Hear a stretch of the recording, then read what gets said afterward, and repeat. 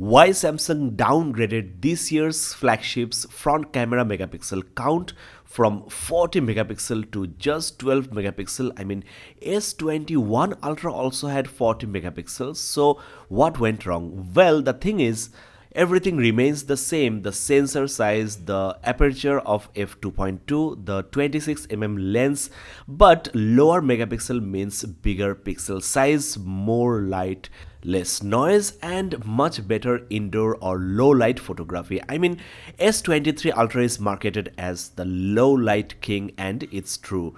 In fact, you will be really glad to know that you can now shoot raw images with the front camera. You have every functionality of the rear camera to the front camera, like Pro Video, Pro Photography, and Expert RAW.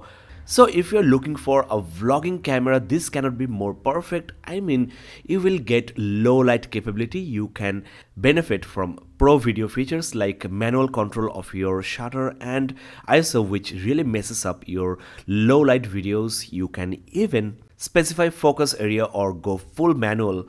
For your information, S23 Ultra now supports dual pixel face detection autofocus at the front, another upgrade, and from my testing, S23's autofocusing is much faster. Even the microphone direction can be set towards you so that it suppresses the surrounding noise. Selfie lovers get exceptional professional level control over their pictures. Even you can tweak the metering level, and these pro features are not available at the front camera of your S22 Ultra. So let's get started with the side-by-side comparison. In 90% of the cases, you will not notice huge difference, but in this picture, as you can see, the face detection, the shallower depth of field is working better on the S23 Ultra, so you are getting better subject separation, and noticeably the color rendering is punchier and more accurate on the new S23. Definitely the skin tone rendering on the new S23 Ultra is very beautiful, a huge upgrade over its predecessor, I will say.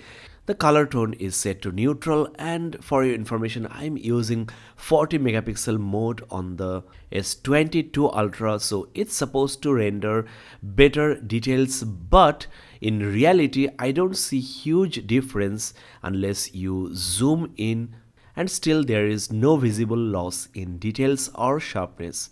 Here are some picture samples taken with the portrait mode. In this picture, S22 is offering blurrier background, and neither camera could, successfully detect the specs, so a little disappointed here. Also, I really hoped that the aperture will be upgraded to at least f1.8 or maybe 1.7.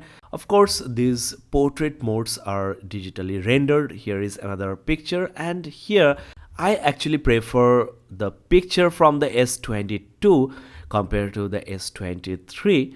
So it's established that Samsung did not definitely downgrade the front camera of their 2023 flagship. Here are some pictures without faces.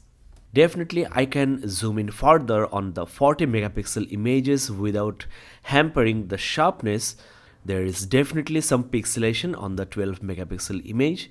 Stick to only portraits for the front camera because the picture quality is not acceptable on either cameras. We are now indoor, and visibly there is no big difference I can notice, except the S22 Ultra has slightly more noise to compensate for the smaller pixel size, but it's not noticeable, I think. Well, frankly speaking, it's 2023 and still we don't have a capable portrait or selfie camera from Samsung. I mean, both are quite noisy. It's really bad in video mode. Let's start with outdoor. Hey guys, this is Shukesh here, and I'm recording with the front camera of two Samsung flagships. On my left I have the Samsung Galaxy S23 Ultra featuring a 12 megapixel camera at the front, whereas on the right I have the Galaxy S22 Ultra featuring a 40 megapixel front facing camera. Both can record at Ultra HD 60 fps with the front facing cameras. And one thing to notice here, S23 is slightly more punchier or saturated, and the background is still visible, like the buildings are still showing thanks to higher dynamic range. Hey guys, now I am walking. On my left I have the S23 Ultra, and on my right I have the S22 Ultra. Both features video stabilization, so as you can see both are nicely stabilized. I'm using the portrait video mode, and in portrait video mode S23 Ultra can record Ultra HD videos with the front facing camera, whereas you are stuck at Full HD video recording with the S22 Ultra. The background is nicely blurred and the subject is separated. You can check the quality yourself. On the viewfinder I can see that S23 Ultra is nicely saturated, whereas S22 Ultra is kind of washed off. Guys, once again I am recording with the front facing cameras of these phones, and S23 Ultra is on my left and S22 Ultra is on my right. I am using just this small window as the light source. It's already 5 p.m. here in Kolkata, and there is a little bit of noise I can see on both the phones. S23 Ultra is kind of brighter with more visible noise. S22 Ultra is looking much smoother.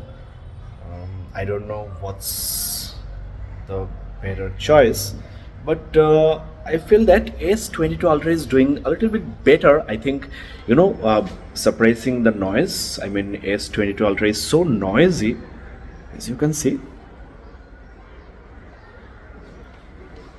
Guys, you decide whether it's an upgrade or a downgrade on the all-new Samsung Galaxy S23 Ultra.